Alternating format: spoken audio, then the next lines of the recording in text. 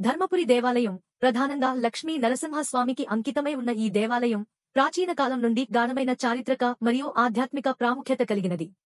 తెలంగాణ రాష్ట్రం జగిత్యాల జిల్లా ధర్మపురి గ్రామంలో గోదావరి నదీ తీరంలో ఉన్న ఈ దేవాలయం భక్తులకు మరియు చరిత్ర ప్రేమికులకు ఎంతో ఆరాధనీయమైన స్థలంగా నిలుస్తుంది. చారిత్రక అవలోకనం. ఆదికాలం మరియు ప్రారంభ చరిత్ర. ఈ దేవాలయం యొక్క అసలు స్థాపనకు సంబంధించిన సరిగ్గా పూర్వపరాలు లేవు, కానీ ఇది చాళుక్యుల రాజవంశం కాలంలో అంటే 10వ శతాబ్దం నుండి 12వ శతాబ్దం వరకు ఉన్నత స్థితికి చేరుకుందని భావిస్తారు.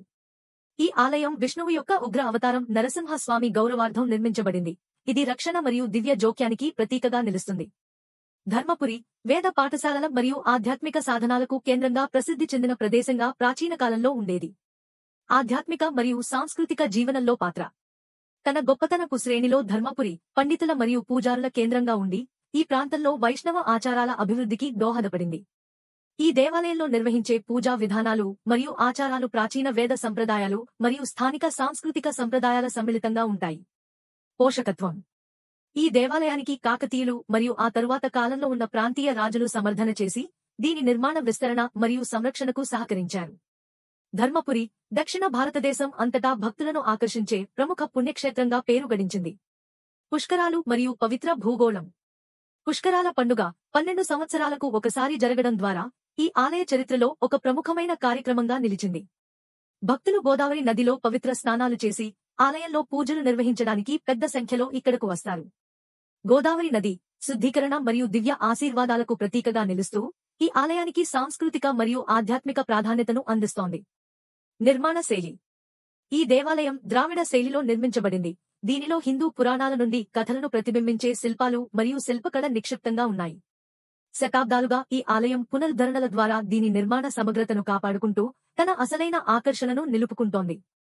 ఆధునిక కాలం. ఈ రోజు ఈ ఆలయం తెలంగాణ ప్రభుత్వం ఎండోమెంట్స్ డిపార్ట్మెంట్ నిర్వహణలో ముఖ్య ఆధ్యాత్మిక కేంద్రంగా కొనసాగుతోంది.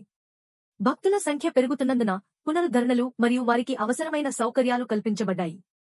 ధర్మపురి దేవాలయం ప్రాంతీయ ధార్మిక మరియు సాంస్కృతిక వారసత్వానికి నిదర్శనంగా నిలిచి దాని చారిత్రక మరియు దివ్య ఆత్మతో పాటు భక్తులకు ఆశీర్వాదాలు మరియు ఆధ్యాత్మిక శాంతిని అందిస్తుంది. ఇంకోటి ఏంటంటే ప్రపంచంలో ఏడ లేనట్టుగా ఈ గుడిలో ఒక విశిస్తుంది. ఏంటిదంటే యమధర్మరాజు గుడి ఉంటుంది. ఈ గుడిలో ప్రపంచంలో ఏడ లేదు, ఈ ఒక్క దగ్గర ఉంటుంది మనకి యమధర్మరాజు.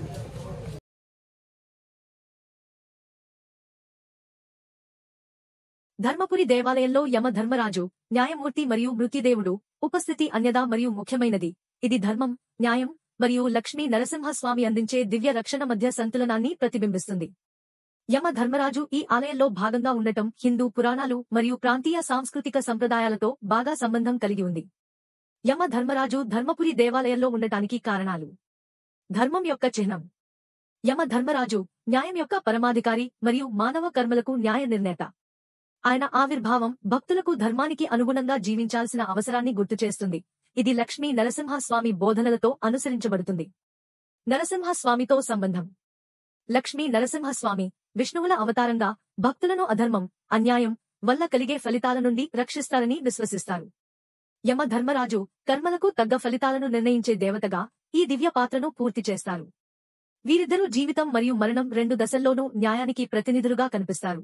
నరసింహస్వామి జీవితంలో రక్షకుడిగా, యమధర్మరాజు మరణానంతరం న్యాయ నిర్ణేతగా. పురాణ సంబంధం. హిందూ శాస్త్రాలలో యమధర్మరాజు విష్ణువు చిత్తానుసారం పనిచేసే భక్తుడిగా వివరించబడ్డాడు.